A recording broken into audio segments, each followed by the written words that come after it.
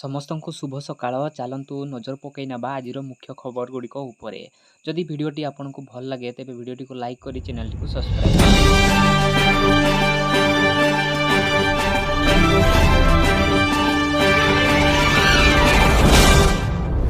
ମହିଳା ଉତ୍ପୀଡ଼ନକାରୀଙ୍କ ବିରୁଦ୍ଧରେ କଠୋର କାର୍ଯ୍ୟାନୁଷ୍ଠାନ ପାଇଁ ମୁଖ୍ୟମନ୍ତ୍ରୀଙ୍କ ନିର୍ଦ୍ଦେଶ। ମୁଖ୍ୟମନ୍ତ୍ରୀ ମୋହନ ଚରଣ ମାଝୀ ମହିଳା ଉତ୍ପୀଡ଼ନକାରୀଙ୍କ ବିରୁଦ୍ଧରେ ଦୃଢ଼ କାର୍ଯ୍ୟାନୁଷ୍ଠାନ ପାଇଁ ଗୃହ ବିଭାଗର ଅତିରିକ୍ତ ମୁଖ୍ୟ ଶାସନ ସଚିବ ଏବଂ ଆରକ୍ଷୀ ମହାନିର୍ଦ୍ଦେଶକଙ୍କୁ ନିର୍ଦ୍ଦେଶ ଦେଇଛନ୍ତି। ନିକଟରେ ମହିଳାମାନଙ୍କ ଉପରେ ହୋଇଥିବା ହିଂସା ଉପରେ ଭାରତର ମହାମହିମ ରାଷ୍ଟ୍ରପତି ମଧ୍ୟ କ୍ଷୋଭ ପ୍ରକାଶ କରିଛନ୍ତି।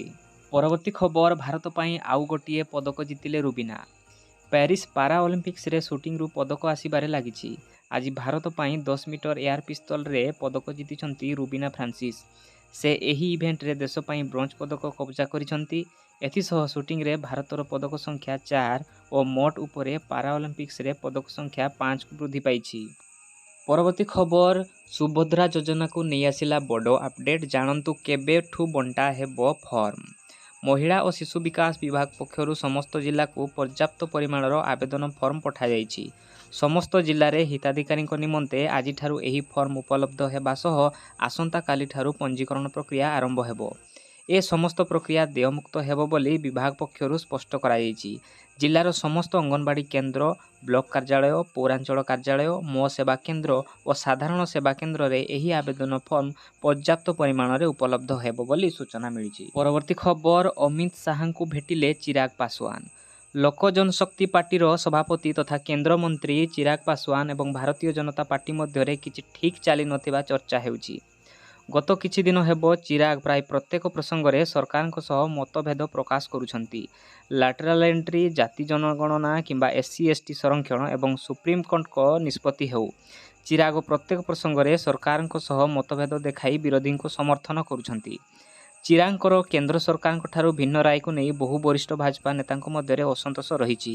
ଅନୁମାନ କରାଯାଉଛି ଯେ ଏହି ଅସନ୍ତୋଷକୁ ଦୂର କରିବା ପାଇଁ ଚିରାଗ ଶୁକ୍ରବାର ସ୍ୱରାଷ୍ଟ୍ର ମନ୍ତ୍ରୀ ଅମିତ ଶାହାଙ୍କୁ ଭେଟିବାକୁ ଆସିଥିଲେ। ପରବର୍ତ୍ତୀ ଖବର, ମଦୁଆଙ୍କୁ ମିଳିବ ଜୀବନ ବୀମା।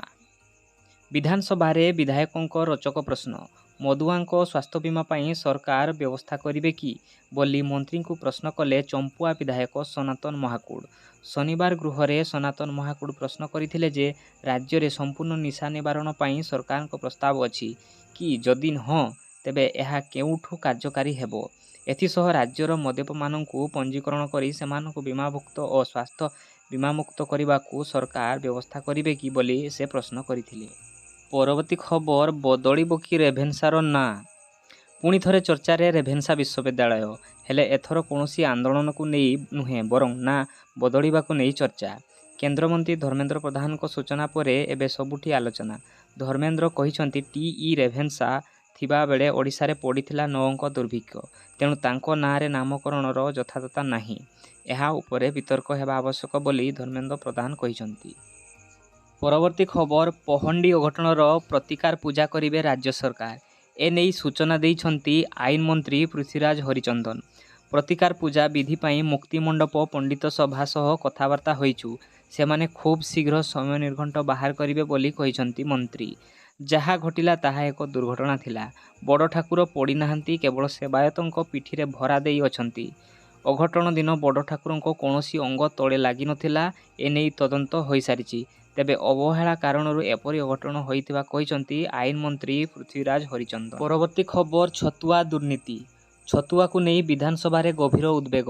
ଗର୍ଭବତୀ ମହିଳା ଓ କଅଁଳ ପିଲାଙ୍କ ପୁଷ୍ଟିକର ଖାଦ୍ୟ ଛତୁଆକୁ ନେଇ ବରିଷ୍ଠ ବିଧାୟକଙ୍କ ତାତ୍ସଲ୍ୟ। ବ୍ୟବସ୍ଥାକୁ ତୀବ୍ର ସମାଲୋଚନା। ବର୍ଷ ବର୍ଷ ଧରି ରାଜ୍ୟବ୍ୟାପୀ ବିଶାଳ ଚେର ମାଡ଼ି ସାରିଥିବା ଛତୁଆ ଦୁର୍ନୀତିକୁ ନେଇ ବିଧାନସଭାରେ ଦେଖିବାକୁ ମିଳିଛି ଉଦ୍ବେଗ। ଆଜି ଗୃହରେ ମହିଳା ଓ ଶିଶୁ କଲ୍ୟାଣ ବିଭାଗର ପ୍ରଶ୍ନୋତ୍ତର ଆରମ୍ଭ ହେବା ମାତ୍ରେ ଛତୁଆ ମହାଦୁର୍ନୀତି ପ୍ରସଙ୍ଗରେ ମୁହଁ ଖୋଲିଥିଲେ କଂଗ୍ରେସର ବରିଷ୍ଠ ସଦସ୍ୟ ତାରା ବାହିନୀପତି। ପରେ ପରେ ବିରୋଧୀଙ୍କ ସ୍ୱର ସହ ସ୍ୱର ମିଳାଇଥିଲେ ଶାସକ ଦଳର ସଦସ୍ୟ। ପରବର୍ତ୍ତୀ ଖବର, ଆକାଶରୁ ହେଲିକପ୍ଟର ନିଖୋଜ। ରୁଷିଆରେ 22 ଜଣ ଯାତ୍ରୀଙ୍କୁ ନେଇ ଯାଉଥିବା ଏକ ହେଲିକପ୍ଟର ନିଖୋଜ ହୋଇଯାଇଛି। ହେଲିକପ୍ଟରରେ 19 ଜଣ ଯାତ୍ରୀ ଓ 3 ଜଣ କ୍ରୁ ମେମ୍ବର ଥିଲେ ବୋଲି ଶନିବାର ସ୍ଥାନୀୟ ଗଣମାଧ୍ୟମ ରିପୋର୍ଟ କରିଛି। କୁହାଯାଇଛି ଯେ ଏହି ହେଲିକପ୍ଟର ଉଡ଼ାଣ ଭରିବାର କିଛି ସମୟ ପରେ ରାଡାରରୁ ଅଦୃଶ୍ୟ ହୋଇଯାଇଥିଲା।